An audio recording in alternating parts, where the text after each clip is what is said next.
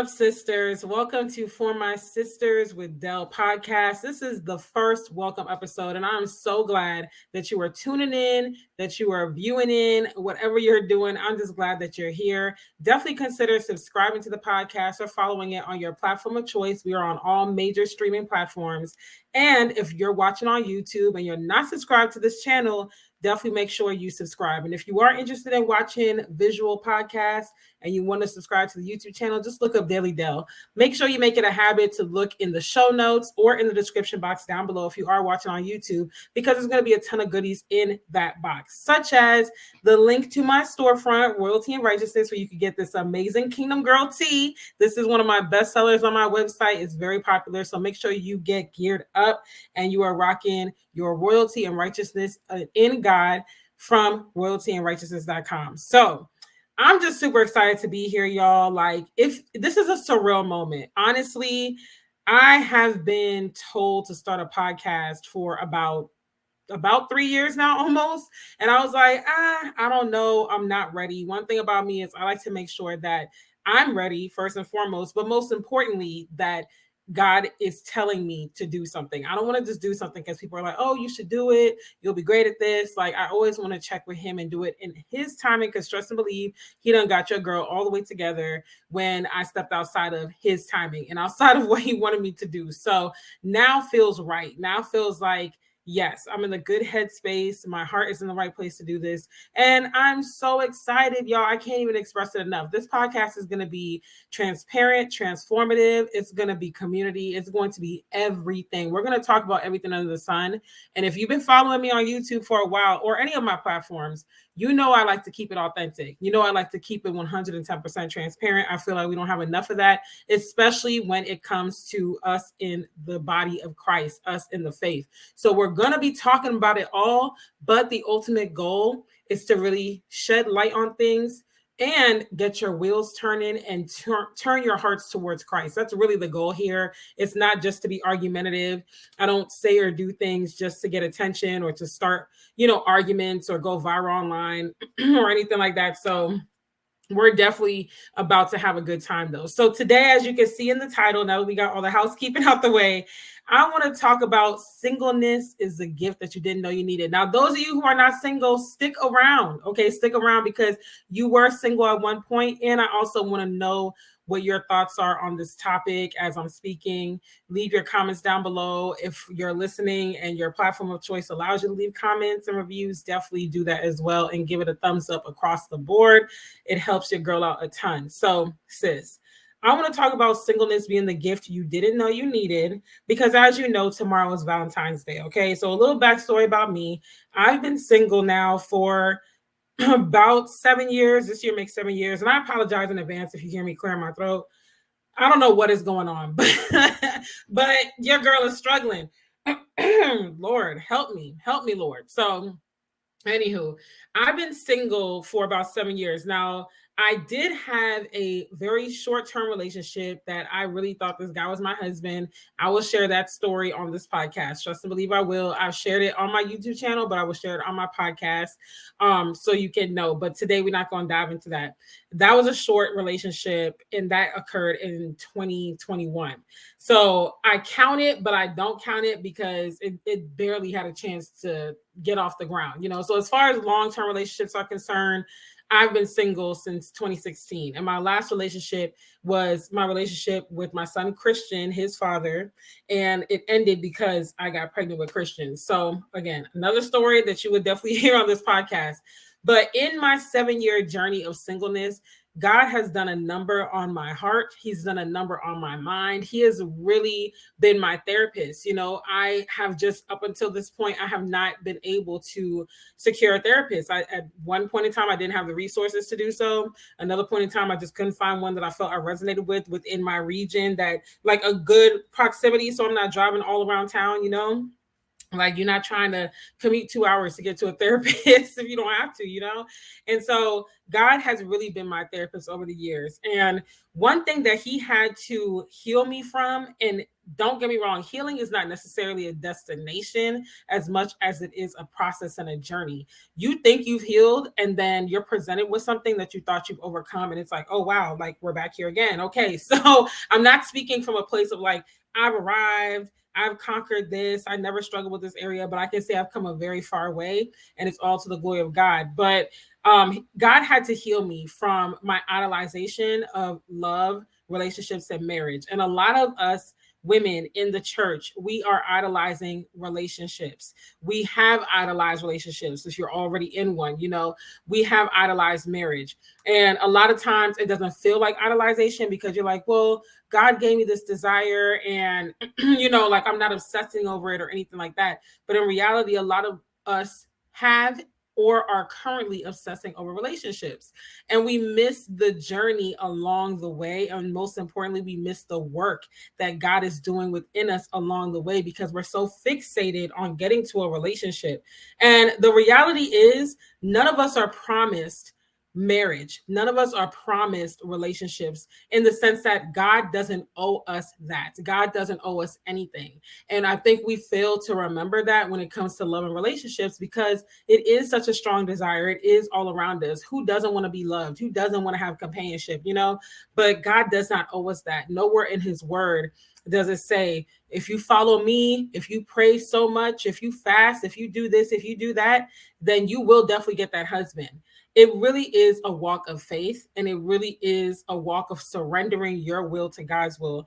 And God had to get me to this place where I'm like, God, even if you don't have marriage for me, I don't understand why you would give me the desire and not give me, you know, the marriage. But even if you didn't, you're still good. And I will still praise you, and I will still uplift your name, and I will still surrender to you, and I will still kill my flesh daily to be joyful. Will it always be sunshine and rainbows and butterflies? Absolutely not. Some days are really gonna hit me like a ton of bricks, and I'm gonna be like, why am I single when everybody else has somebody? But then majority of the time, I can praise your name, and that is where I am now. And so, you know, I just wanted to share some quick tidbits with you guys about why singleness is a gift that you didn't know you needed. So point number one, I'm a points girl. Okay. So if you're new around here, just know 9 times out of 10, I like talking in points. It keeps me on track. I'm a tangent person. I'm gonna go off on a trail in conversation, but I'm gonna come back though. If you stay long enough, I'll come back. So, you know, just so you know, I like listicles as they call it. So point number one is you don't even know yourself yet. Like a lot of single women in Christ out there who are fiending to be in a relationship, who are in deep desire for relationship and engagement and marriage, do not even know themselves. You might think, well, I've been single so long. I know myself. I know what I like to eat. I know where I like to, you know, vacation. I know how I like my house to be. I have an idea or a vision of what my future is going to look like. But do you honestly really know you? Outside of your accolades, outside of, okay, I have such and such degree. Okay, I work at this place. I'm related to that person, or I achieved this, or I achieved. Outside of what comes attached to you, do you know the core of who you are? Again, this is something that we're constantly unveiling, we're constantly learning. But have you taken the time to really sit with yourself and say, you know what? These are my flaws. These are my strong suits. These are these are things that I need to really work on. This is really what my issue is. And I'm telling you guys, God will get you through that healing because remember, I've never been to a therapist for real, for real. Now I've been in like supportive groups online or in person, but I've never had like an actual clinical therapist, you know, to work with. And so God has really worked with me in a lot of different areas.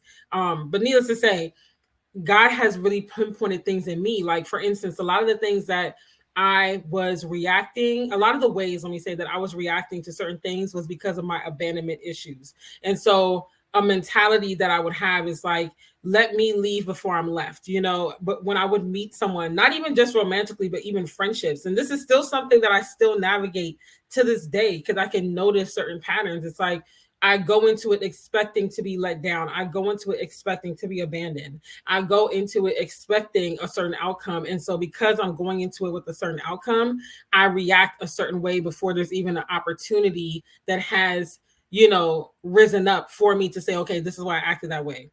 So that stemmed in my abandonment issues from things that happened in my past. But that took me 6-7 years to get to that point. It was within that 6-7 year journey that I realized that I was idolizing marriage. And one of my signs that I realized that made me realize I was idolizing marriage was the fact that I literally settled in so many relationships, and I tried to make it work in the name of standing in the gap, in the name of, praying your way through it. And don't get me wrong, there's nothing wrong with standing in the gap. There's nothing wrong with praying your way through it. But you also have to have a realistic view when you know that person is not for you. Like, that person is not God sent. You have no business even talking to that person. Like, that does not require prayer and fasting. That requires you getting out of Dodge. Okay. Like, that requires you leaving that man alone, sis. Okay.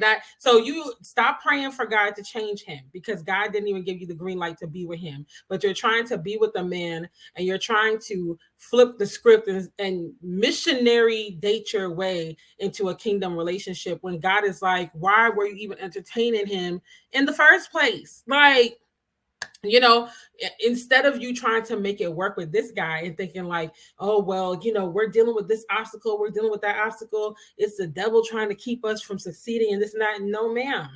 No, ma'am. It is God. Like, listen, you're not supposed to be with him, So I realized that I was settling for a lot of dusty relationships, a lot of dusty, musty, crusty situations, because I had abandonment issues, but I also had this idolization of marriage, that if I just hold on a little while longer, if I just fast a little harder, if I just pray a little longer, I will get the prize at the end. I will be a wife, because ultimately being a wife is what brings me value. Ultimately being a wife, or even just a girlfriend, is what raises my stock, because being single isn't enough. You haven't reached your supreme womanhood unless you are married. And we really have this narrative in society, whether it's unspoken or spoken, where we elevate marriage to an unhealthy state. Now, marriage is very, very beautiful. It is honorable. It is beautiful. It is ministry. It is covenant. I'll never talk down about marriage. My parents have been married for 40 years, just about, and they are each other's second marriages. So they've spent most of their lives at this point married to somebody, but mostly to each other, And I have seen the beauty of marriage. And when I say beauty, I don't mean it was all butterflies and rainbows. I've seen the good, the bad, the ugly, the indifferent, the confusing, everything from the viewpoint of a child. But then being grown up now and having these conversations with my mom, talking woman to woman, and her just sharing certain things with me. And I tell my mom everything. I tell my mom about my dating life. I tell her about, because I'm a multi-dater. We're going to have an episode about that. Trust me, we're going to have an episode about multi-dating and why I believe that you should be doing it in this day and age.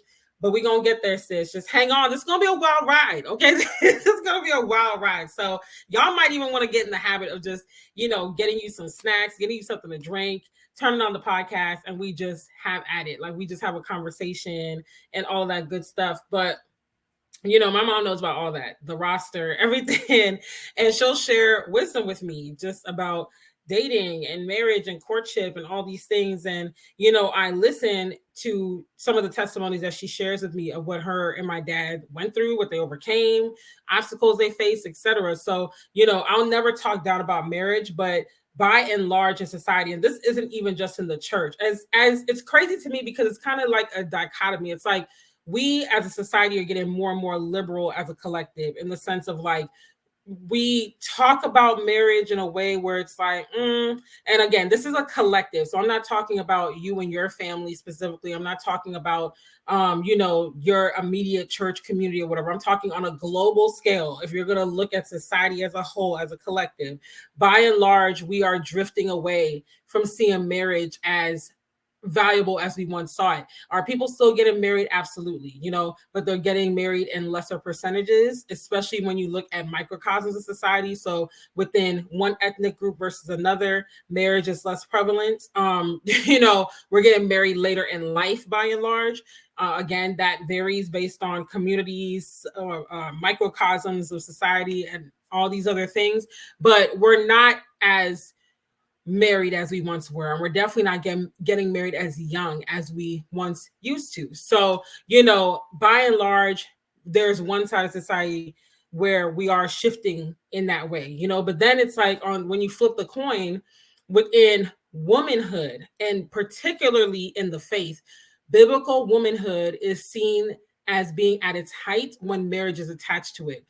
Up until recent years, churches primarily cater to married women. You know, up until recent years, single women were kind of like this weird space in the church and stuff like that. Like they were there, but it was always kind of like, you know, once you get that ring, once you're chose, oh yeah, there's a different stock that comes with it. Like you are more valuable now. And we hear it all the time with these toxic podcasts and, you know, the conversations that happen day in and day out. On one end, marriage is not worth it, XYZ, 1, 2, 3.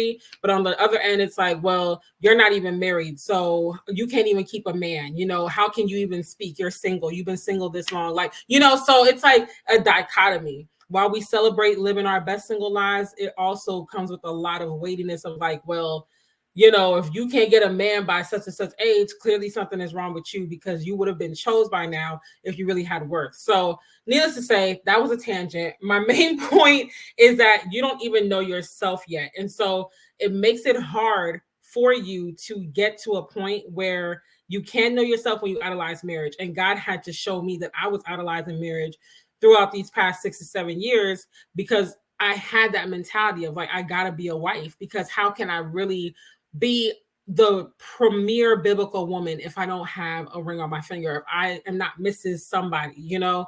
And a lot of us end up rushing into situations that we have no business being in. We end up using relationships as a crutch, and we feel like without a relationship, I am losing a part of myself. But your identity should not be attached to your relationship status in that way. You know, like it's nothing wrong with being proud of being in a relationship, but it shouldn't be attached to it to the point where you're like, oh my goodness, I'm single. Like, what do I do with myself? You should know yourself beyond just the frivolous stuff or, again, your achievements. You should know, what are your triggers? Why do you react this certain way every time a certain situation comes up? You know, why do you view relationships, for example, as so necessary to the point where it's like when you don't have it, you feel like a piece of you is missing? You know, like, what you have to dig deep. You got to do the ugly work. You know, I was in this masterclass a couple years ago for YouTube, and they said, this is the unsexy work to get the sexy results. And that's they were talking about, like, you know, doing your SEO and researching topics and stuff like that. And they were like, this is the unsexy work to get the sexy results. Everybody wants the sexy results. Everybody wants the, you know, relationship goals and the couples trips and the cute matching pajamas pictures and stuff like that. But it's like, you can't be fully happy and joyful in a relationship until you do the ugly work, until you do the unsexy work. Because the reality is, baby girl, your man is not responsible for your happiness. He's not. Now, should he be contributing to it? Yes. In a, you know, ideal situation, it should be more happy and joyous times than it is pain, turmoil. You know, like, you're going to have painful times. You're going to have hurtful times, but that should not be the rhythm of your relationship. If it is, you need to leave, period. Like, you know, it should not be more pain and hurt than it is joy together, you know? So that's that. But get to know yourself. You know, some of you guys have been in relationships ever since you could remember. You haven't really truly had a moment to yourself. And I mean, really by yourself. I posted something on my community group page, Single Saved in the City, on IG today, actually. And I was just like, you know, I was like, there's nothing like being in a season of singleness where you are not entertaining anybody and you are not dating anybody. I literally was having this conversation with a friend recently, and I was like, you know, I can really say that I've had seasons of really having a large roster. Okay, because I've been dating since about the age of 14. So I've had seasons where I was juggling a lot of men, okay, where I was really talking to a lot of guys and just talking, you know, literally just talking, going on dates, you know, doing whatever I can do to get, like, you know, a movie date out of them or whatever the case may be. And nothing crazy, y'all, nothing crazy, but just like, you know, maybe making sure that I talk to them so many times out the day, or, you know, feeding them sweet nothings and things that I didn't really mean, but I wasn't out here just like, you know, giving my body away and stuff. I actually was very late in the game when it came to losing my virginity. We'll get to that story another day too. But, you know, needless to say, I really was juggling a lot of men at one point in time, but then there were also seasons where I, might have talked to some guys, entertained them in casual conversation. But I can say that I've been blessed. And yes, I am using the word blessed. I can say that I've been blessed to have seasons currently. Well, not really currently, because I'm kind of coming out of that slowly but surely, but recently where I literally was not talking to anybody. I mean, like no man texting me, no man calling me, no man checking for me, like no heart eyes under my pictures on IG or Facebook or none of that. Like literally just me, God, purpose, and responsibility, and the few friends that I have and stuff like that. Like, and I can say that that's a blessing because honestly, when you're entertaining all of these different people and you're just having frivolous conversation that's going nowhere, you're really distracting yourself. And why? And again, this is the unsexy work. You got to get down to the bottom of why am I trying to distract myself? Like, what's the bigger issue here that I'm trying to distract myself from? So it's a blessing. Needless to say, like I said, you don't even know yourself yet. So that's why this single season for you is the gift that you didn't even know you needed, because it's giving you that opportunity to get to know you. Do the unsexy work by yourself. Don't drag somebody else into that process unnecessarily. Point number 2 is singleness allows you to get yourself together. Okay. Like not only internally, because point number 1, you're getting yourself together, but it's more internally, but also getting yourself together externally. Okay. So if your fitness needs to get up to par, that's me right now. Get your fitness routine together. If your finances are looking a little funny, get your finances together. If you're lacking solid community, get in solid community. And community doesn't have to be plentiful. You don't need to have a bunch of people around you, but you do need to have quality people around you. And this is your time to find that, because you need community around you when you do start dating. These are the people that you're going to lean on. This is the wise counsel that you're going to get. These are the people that are going to really be encouraging you guys and praying over you as a couple and stuff. And just in life in general, even when you get married, you're going to need healthy community that you knew before you met your significant other. That's ideal. So now is the time in your singleness to work on those things. And so that way, when you come back in the dating game, you come back better than when you left. And this goes back to what I was saying in point number 1 about, having a season where you're not entertaining anyone is a blessing, not only for you, but also for the people involved. Because when you're out here dating and you haven't even taken time to know yourself, you haven't taken time to start your healing journey, to tackle your demons and things like that, and to really just like deal with the unsexy stuff, you're creating more damage, residual damage for the other people out there. Because think about it. You're going out here, you're like, I'm heartbroken. I know I got rejection issues. I know I got abandonment issues, but I'm going to go date anyway to take my mind off of things. You meet a guy who very well can be in a healthy state of mind, ready for a relationship, whatever the case may be. He falls in love with you. And then because of your trauma, now you are traumatizing him. And now you are creating a trauma bond. And now the relationship didn't pan out. You guys break up. You are in whatever mental state, emotional state, the spiritual state that you're in, which could very well be 10 times worse than when you started. And now he's damaged too, because now he's went through this traumatic experience in a relationship. Now he got involved in something that he wasn't quite prepared for, but that could have been avoided because you knew that you needed that time. Like deep down inside, you knew you needed that time by yourself. So, take this time in your singleness to really do as much work on yourself as you can do. Don't see it as I'm just waiting to get out of this single stage. I'm just waiting for someone to save me. Like, no, be productive. Those who don't know, this year has already started off kind of funny for me, kind of janky. Not downright terrible. I've had some terrible years. This isn't one of those years where I'm like, oh, child, like this is bad, but it's definitely peculiar and it's definitely bizarre. But in the bizarreness and in me kind of being a sitting duck in a way, I have been so productive and I've been able to get so many things done. So it's like, on one end, it's weird. It's like, why am I going through all this stuff? But on the other end, I'm like, you know what? This circumstance is just what I needed, because, and I'll share the testimony at the end of the year. I always do end of the year live on YouTube. So you'll hear it. Trust, you'll hear it. But it's like, on one end, it's like, why am I going through this? And on the other end, I'm like, you know what? I really needed that. Like, this really has helped me out. This really has gotten me ahead of the game on so many things that I said that I wanted to get ahead of the game on. So yeah, like, this single season is your time to sharpen up, sis. Become the diamond that you are, but that you need to just be buffered, and really get to your fullest shine. Really, like, start that process now. Let your kingdom man find you in process. Like, don't let him find you just sitting around, like, waiting to be found and stuff like that. Like, work on you. Work on you. That's the best that you can do right now, is work on you. So, and that way, again, you're not creating a bunch of damage. Point number 3, God is giving you space to grow closer to him. A lot of times we're like, God, why am I single? God, why don't I have friends? God this, God that. Like, send people, send this, send that to me. And God is like, how about you spend some time with me? Like, instead of you crying about not being in a relationship all the time, instead of you crying about, wanting to take the couples pictures and trips and stuff, spend time with me. Because when that time comes, when that relationship enters your life, you're not going to have as much time for God. Let's keep it a buck. Like, you're not going to have as much time for God. You should be praying together. You should be reading the word together and all of that, and on your own. But let's be real. Like I said, let's keep it a buck.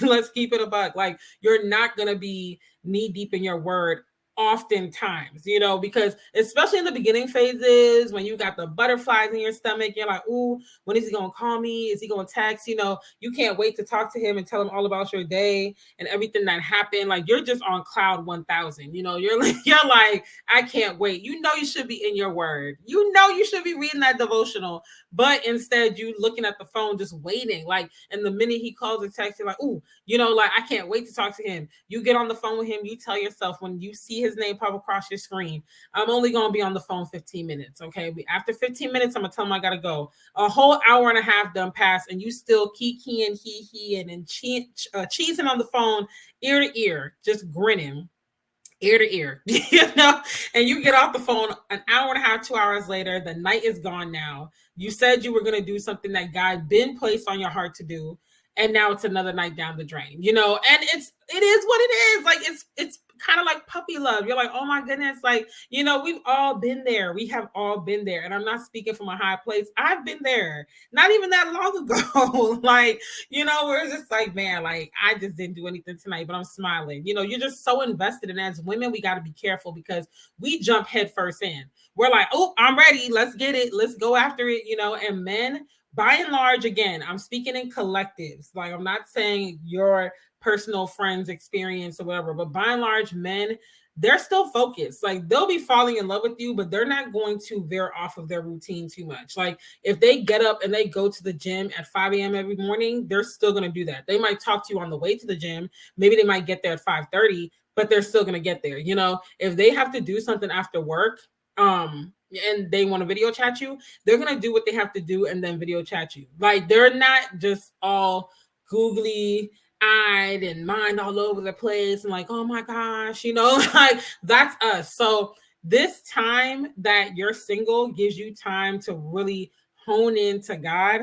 And when you hone into God, he's going to illuminate things for you. He's going to, one, if you don't already have an idea of like where you're headed in life or what he wants you to do in this season, what your purpose is, whatever the case may be, this is a great time for you to be seeking his face. And you're like, God, like, what is this all for? Like, I know you created me for more than this. And what does that look like for me? What do you need me to do in this season?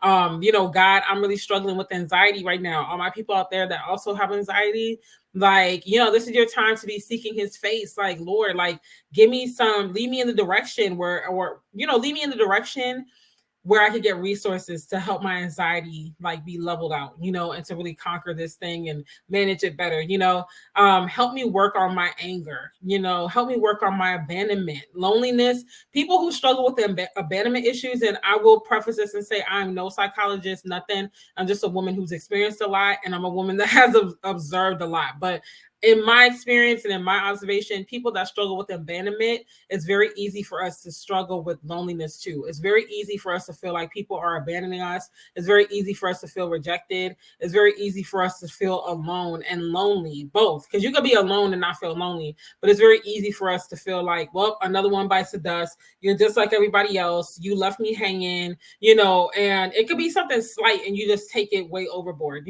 So God had to really work with me on that. But it took me being in that isolation for so many years. And it might not be 6-7 years for you. God might just need 3 to 6 months of your time to really get your mind right. Maybe it might be 6-7 years, maybe it might be 10. I don't know. Like, I'm not going to tell you time frames because I'm not God. I'm not going to get on here and start lying to y'all and being like, it's only going to be a year. Like, I don't know. I don't know. But all I know is that if you take this time in your singleness to seek God, and I know we hear it all the time, serve God, seek God, submit to God, but seriously, like, submit to him, he will transform you. Okay. Like, I was telling my good sis today that I have been broken free from certain strongholds and addictions that had me in a chokehold since my teenage years, since high school, in this 6-7 year journey, especially within the last like 3 to 4 years, when I was preparing to relocate to Atlanta and when I moved to Atlanta. That's when the real like transformation really started to happen, because I had to rely on God, because now I'm in a new area. I'm out of the DMV now, my home stomping grounds and all that. Like, now it's nothing but me and God. Okay. You talk about rejection, you talk about being abandoned. Woo, like, that's a whole story too. Like, I know I done dropped like the next, a whole another 5-6 podcast episodes, but seriously, I got so many stories to tell y'all, and just how God really pulled me out of those things. But I really got pruned in those areas of abandonment and struggling with loneliness and stuff through me moving down here and being alone. Like, literally, it just being me and God. No one blowing up my phone, no one checking for me, no dates, nothing. Just work, motherhood, and God. Not even a church family, because we moved here and then the Rona hit. So, it's just like, it's just crazy. It's absolutely crazy. But seek God. And like I said, I know we say it all the time, but he will break chains in your life. Like, it dawned on me the other day, like, I haven't struggled with that in months. Like, I literally, and I'm not speaking from a high place, because, when you get too haughty, you might just stumble again. So I'm always praying daily, like, God, like, just keep helping me kill my flesh, especially in these areas. But I had to give him a praise break, the other day, because I was like, God, like, you really delivered me from that. I remember praying for years. Like, I'm talking like, at this point, 15, almost 20 years. Like, God, like, help me get rid of this urge and these addictions and stuff like that. And it's just like, wow, like, I haven't been tempted with that addiction in a long time. And it really just hit me recently, like, wow, like, God really purged me of a lot. And it was because I surrendered in those seasons of isolation. And it wasn't easy. I've cried many nights. I've had struggles trusting people. I've had struggles making friends again, because it's like you get to a point where you almost expect the abandonment. But with God, he's been my comforter. He's been my therapist. He's been my best friend. He's been my constant. Man will fail you. Your friends will fail you. Your family will fail you. But God will never fail you. Okay. So in this singleness season you're going through, I need you to lean on God. For real, sis. Like, seriously, I need you to lean on God. I need you to seek his face. I need you to let go of this.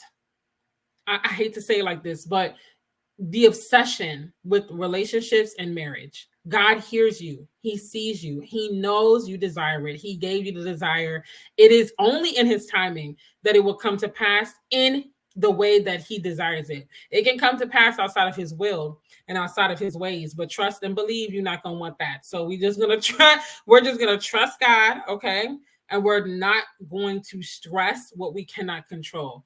Now, you can place yourself in situations where you can't be noticed, you can't be seen, you can mingle and stuff. I'm not saying be a hermit, because I don't agree with that. Like, I'm just going to trust God, and you're not, helping the process. Like, God's highly unlikely going to deliver your husband to your front doorstep. So you do have to go out, sis. We're not going to use introversion as an excuse. We're not going to use our schedules as an excuse. You need to be meeting people. That's a must, so I'll share tips on how to date. Now, the last point, because I've literally belabored every point, is that your journey is not just for you, but for someone else. So, and I mean that twofold. So the first part of that is that your singleness journey is going to encourage other women when you're no longer single. Like I'm still single, and I'm already encouraging so many other women in my journey, even married women. I get married women in my DMs. Like, I just love what you're doing. Like, I just love it. I love the community. I wish I could be a part. I've had some wives try to infiltrate Single and Save the City.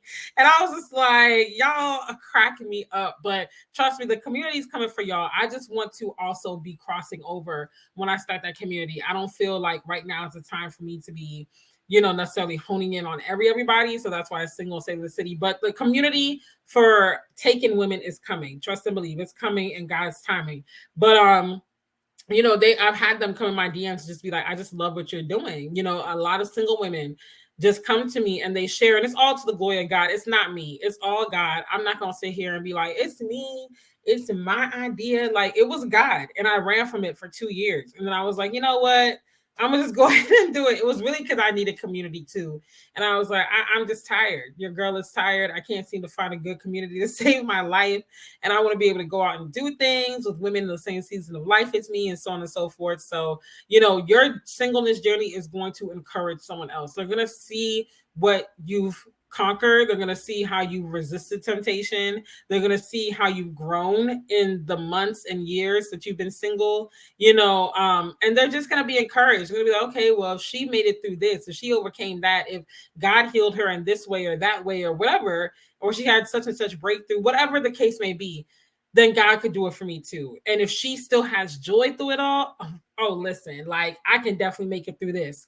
So that's the first way that your journey's for someone else. But the second way is that, sis, God cares about his sons too. It's not, I know it's not all about us. It's hard to believe. I know it's hard to believe, but it's not all about us. The way that you're praying for a kingdom man, there's a kingdom man out there praying for a kingdom woman. Are you the woman that your man needs?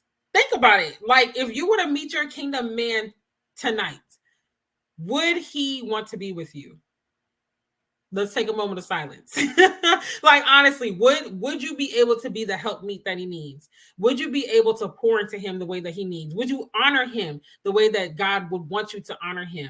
You know what I'm saying? Like, so God is giving you the space to draw closer to him, but your journey is not just for you. God needs you to go on this journey so he can get you right for that kingdom man. Okay. Because that kingdom man is like, listen, God, I need my wife to be able to do this. I need my wife to be able to cover these areas.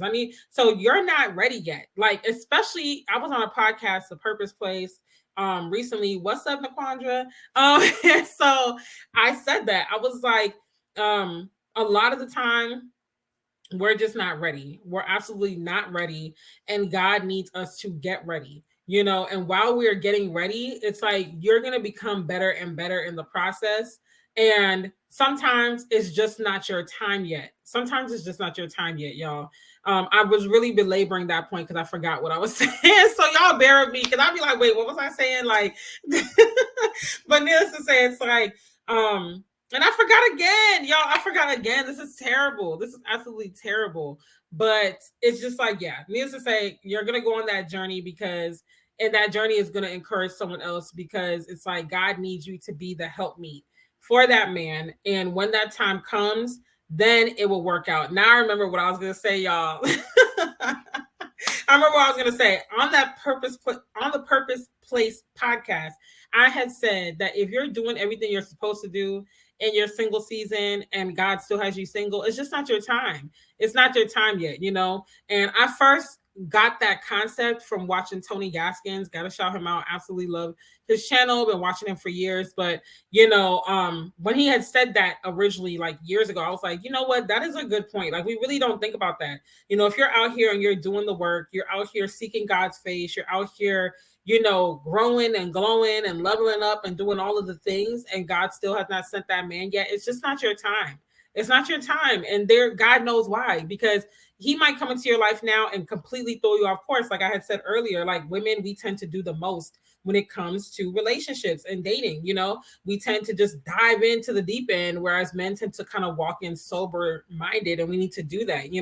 And so God might know, like, right now, I need you to be focused over here. And if I bring that man, it's going to throw you all the way off course. Like you're just not ready yet, or you're not ready to be the woman that he needs, because he is my son and I love and care about him too. So I'm not going to bring him to you because you still need to be pruned. There could be a myriad of reasons. We don't quite know why, but we're going to trust God in the process. So needless to say, those are the 4 reasons why singleness is a gift that you didn't know you needed. And with Valentine's Day tomorrow, I know you might be feeling some type of way. Just last week, I was feeling some type of way out of the clear blue sky. I was like, man, like I really would have liked to have a Valentine's Day this year. Like, because last year I had a date. Last year, y'all. I was like, oh my gosh, this is amazing. I had a good time. Me and him are still friends, but he ain't asked me out on no date though. So I was like, I would definitely have liked to be on a date, but it's okay. Like, I'm just grateful to be here, and I'm grateful to be loved perfectly by God, by my family, by my friends.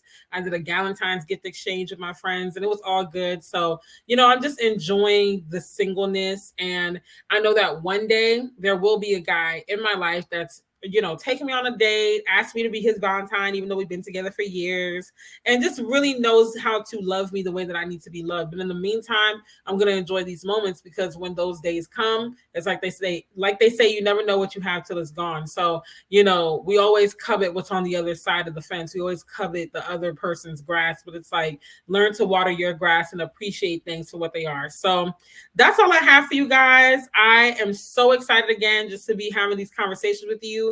Look out for new uploads every other Monday. So the next upload will be February 27th, and then every 2 weeks after that. And again, follow me on whatever platform of choice, whether it's Apple Podcasts, iHeart, Amazon, Spotify, whatever. Follow me wherever you prefer to listen to podcasts. And if you want to see me in the flesh and you want to see what the shirts look like and just see other videos, then definitely subscribe to the YouTube channel, Delle. And tap in, leave a comment, leave a review, give it a thumbs up wherever you can, because it helps me a ton. Love y'all, and sisters, I will talk to you next time. Bye.